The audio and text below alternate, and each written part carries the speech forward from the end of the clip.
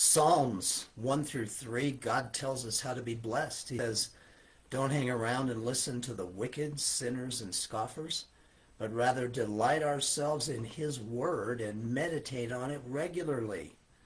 This will cause us to grow, be strong in the Lord, and bear fruit for His glory.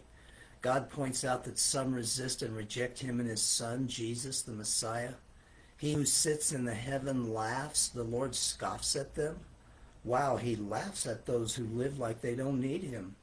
He has brought forth Jesus as the Messiah, installed Him as the King of Kings. He has given the nations to Him as His inheritance. He shall rule over them with a rod of iron. The day is coming when Jesus will literally rule over all nations. God says, because of this, take warning, O judges of the earth. Worship the Lord with reverence and rejoice with trembling. Do homage to the Son. Kiss the Son. How blessed are those who take refuge in Him. Isn't it awesome that we see the gospel right here in the Psalms? We see Jesus Christ right here in the Old Testament Psalms.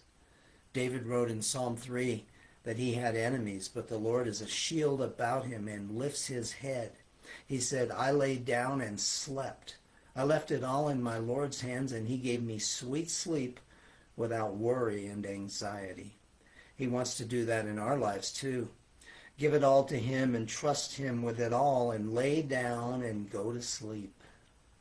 Acts 17, 1 through 15, Paul taught in the synagogue on 3 Sabbaths in Thessalonica, explaining and giving evidence that the Christ had to suffer and rise again from the dead, saying, this Jesus whom I am proclaiming to you is the Christ. Some Jews, God-fearing Greeks and women were persuaded. But once again, jealousy raised its ugly head, and some Jews attacked the house of Jason, the synagogue leader, and brought him before the city authorities, complaining that he had supported these who claimed some king other than Caesar. When they received a pledge from Jason, they let him go. Paul and Silas were sent to Berea, and they went to the synagogue there. These were more noble-minded than those in Thessalonica, for they received the word with great eagerness, examining the Scriptures daily to see whether these things were so. Are you a Berean?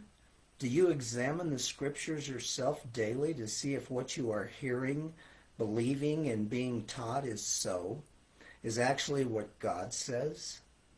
Jews from Thessalonica heard that Paul was teaching in Berea, and even came there to cause trouble, so the brethren sent him to Athens.